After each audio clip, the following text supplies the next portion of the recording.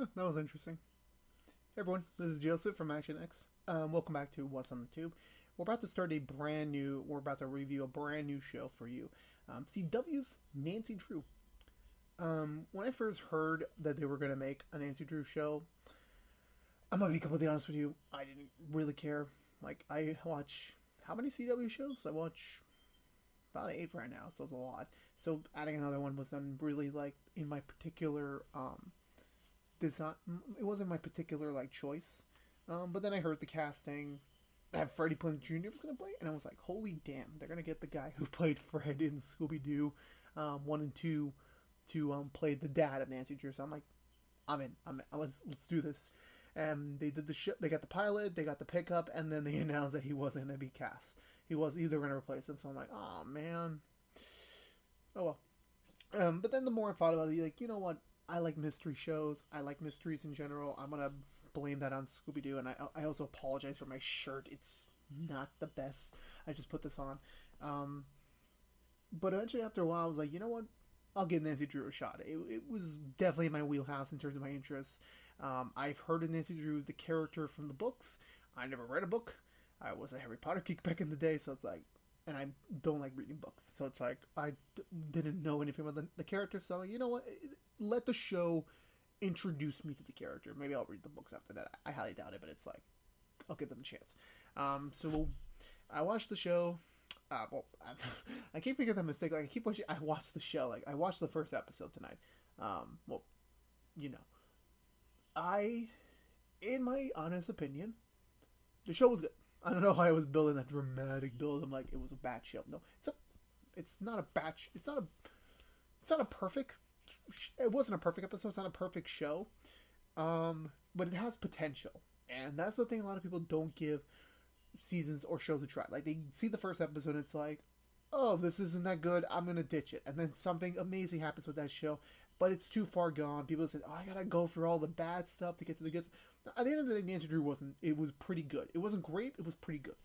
And honestly, it was like I had very low expectations for this show. I watched the first trailer that came out for this, and that was it. I knew nothing else about what was the plot, what was the characters. I didn't know anything. I was going into this blind, and that was a good thing. So it's like I let the show surprise me naturally. So this episode began with showcasing the season long, like what's going to be the season long mystery. Like the thing is that Nancy Drew, from I got a couple of vibes from, if anyone remembers this show, Scooby Doo Mystery Incorporated, which that show was a modernization in the animation form of Scooby Doo, and they did such a great job with that. It introduced, like, it still followed it's a monster of the week type thing. It's a new mystery every week, but it has this. It's continuing this season long mystery that you have to stay tuned to figure out what the hell is this thing.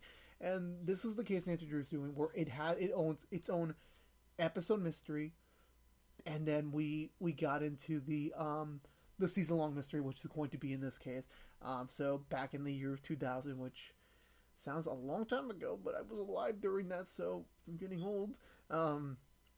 There was there's a sea queen like beauty pageant, and this particular sea queen, something happened to her. She died. She got, supposedly, from what the episode showed us in the beginning, she was pushed, or not pushed, but she fell off, or something happened. She went off a cliff.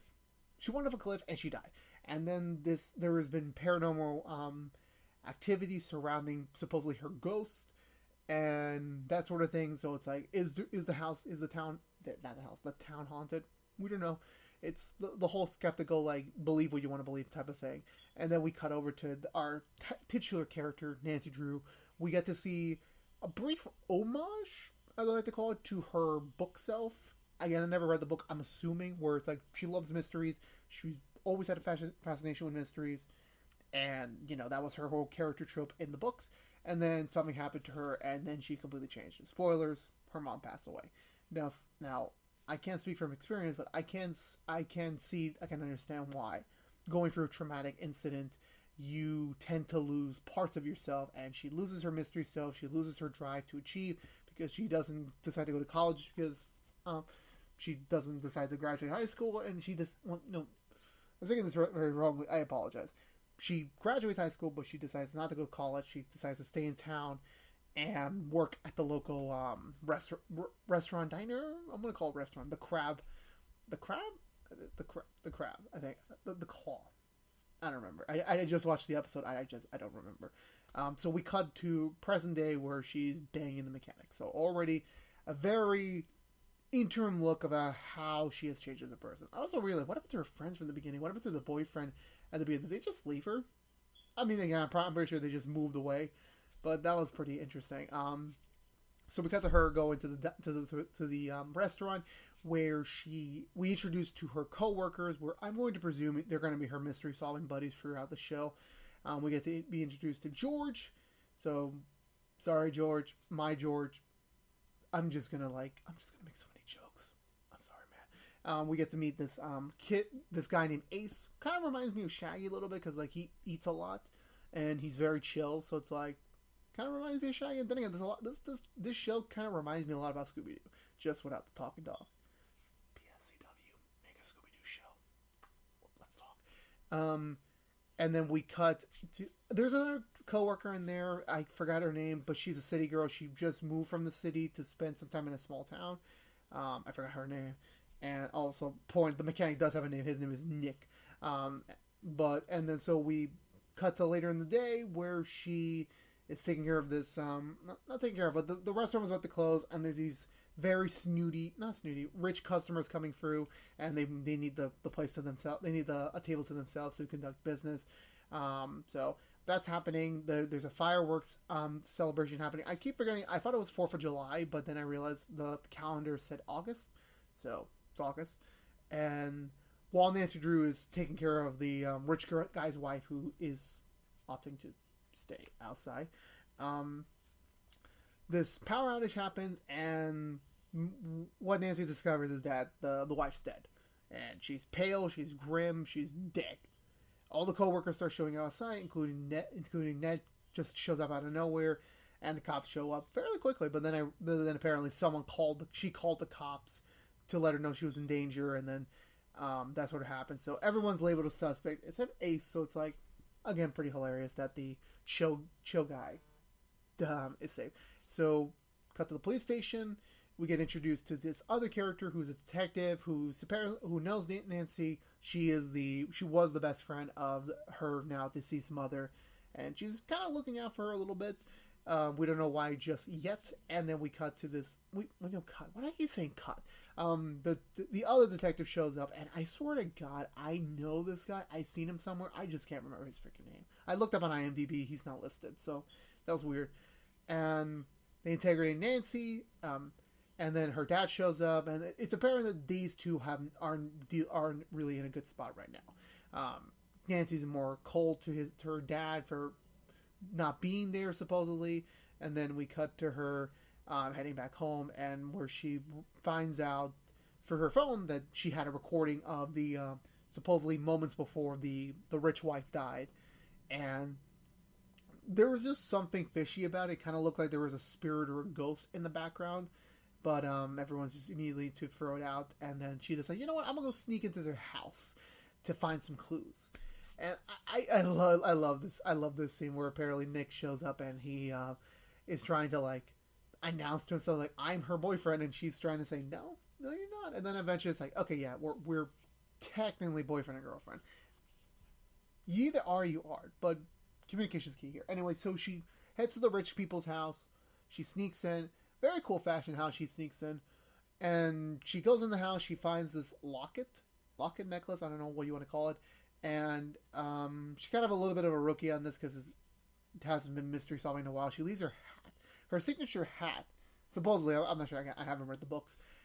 When her boyfriend Nick finds her, they have a little bit of an argument on her way back to her house. She apparently figures out that her dad and that detective from before, the female one, trying to cover my bases here, and I'm sorry, I don't know most of their names. It's the first episode. I'm not gonna remember everyone's names. She finds out that they've been secretly dating, which is kind of weird because like I know everyone has their own different version of grieving for a lost romantic partner, but when you're immediately going after someone, like when you're dating someone, as soon as you lose your significant other. A little weird in my book. Usually, like for me, the waiting period is like maybe a year or two before you start dating. But again, to each their own. And she's not happy because she thought that all this time he was grieving for her mother, but it turns out he was just secretly banging this. Again, maybe they weren't. I don't know. Like romantically involved with this detective. She's not happy. She leaves. She goes to Nick and spends a very romantic night there. And they slowly start to open up to each other. And it's very. I was going to be completely honest. Nick, I felt like was going to be like the like a very typical like just a fling, just a guy. This is going to be the first episode, but no, he's a series regular. So I'm very curious to see how this goes. And I did enjoy the rest of the episode and the ending where she heads up to the attic and she finds a very important. I'm omitting a lot of stuff. I apologize. Where she takes the locket she found to. Oh no, I did skip over. I skipped over a scene here. So there was a very cool psychic scene. It was also the first time the three girls were in their civilian clothes and they went out to go try and do their own like progress towards this investigation. They visit a medium who immediately gets freaked out like no, this can't be real. So I was like, mediums are fake. I'm kidding. I'm pretty sure there's some respectable mediums out there. Anyway, okay, I'm gonna be completely honest with you guys here. I made a mistake because like I was watching Riverdale before this one, and then so my recordings were out of whack. And there's the problem with my TV is that if I accidentally switch to another channel while I'm rewinding it, then I lose that time period because I wasn't DVRing the show since I was going to be here when that show was airing and I screwed up. So I missed like 15 minutes. But I did catch the ending and I did get to see that she went up to the attic and she found the bloody dress because early in the episode the spirit, the ghost they were trying to communicate with said find the bloody dress, and she found it. And that was kind of like the ending point where it's like there's something more to this story, as obvious with anything. Like there's a bigger mystery here. We're probably not gonna get this solved by next week, but it's gonna be like this whole season long affair that we're gonna figure out with. They kind of cut it a little bit short here. I really did enjoy Nancy Drew. It's definitely interesting. It's not what I was anticipating, but I like it when it's interesting. I like it when it's doing something different because I did not want like the thing is that this was simple. At the end of the day, this is probably going to be a very simple like. We'll probably connect the dots here. There could potentially be a bigger twist. I don't know. This is the first episode. They weren't giving that much in terms of like, there's a big reveal coming. Who knows? I'm very interested to see all these characters like progress through the story. I'm really giving my money out to George because like George is pretty cool. The show's George, not my George. I'm kidding, George. I'm kidding. You're cool. You're a great guy. But sorry, I'm getting really big stuff here. I keep repeating myself. I apologize. This show is very interesting where it's trying not like it's doing something with their protagonist where she was an amateur detective. She likes solving mysteries, and then she goes away, and now she's coming back. So it's gonna be like this whole first season. I'm gonna assume is gonna be like she's relearning the show. We're learning with her again. Like this is how you do things. This is how you do things. She still has like recollections of how to solve a mystery, but she hasn't done it in a while. And also all these like her coworkers and Nick are definitely going to be like going along with this journey with her. She's going to teach them hopefully some things along the way. And I'm really curious about the whole like what did happen to that Sea Queen? What did happen to her? Because like it was kind of like the way they formatted the first scene, where obviously it's a mystery. They can't show us everything, but it's like it was very like who pushed her off, why was there blood on the dress? What really happened that night? And it's gonna be a very interesting season, and it's definitely really giving me a lot of Mystery Incorporated callback flashback. And if you haven't seen Scooby Doo Mystery Incorporated yet, you really should. It's a really great show, and it's to kind of they're really doing a good job on like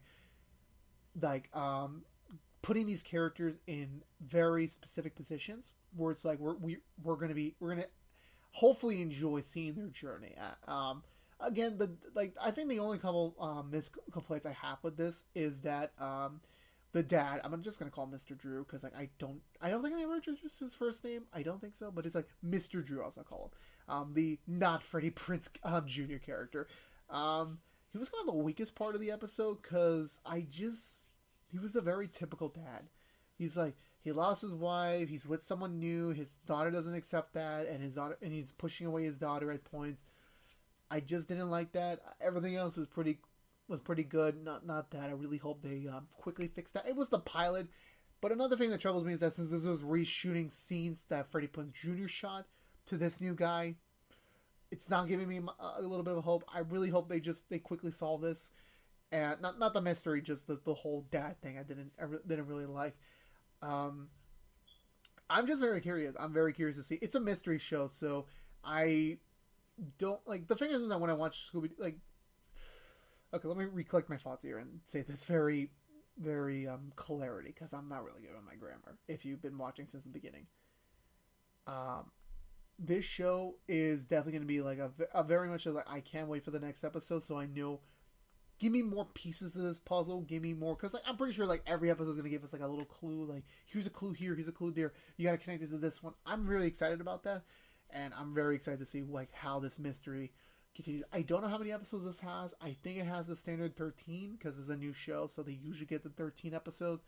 Then they get more if they get picked up.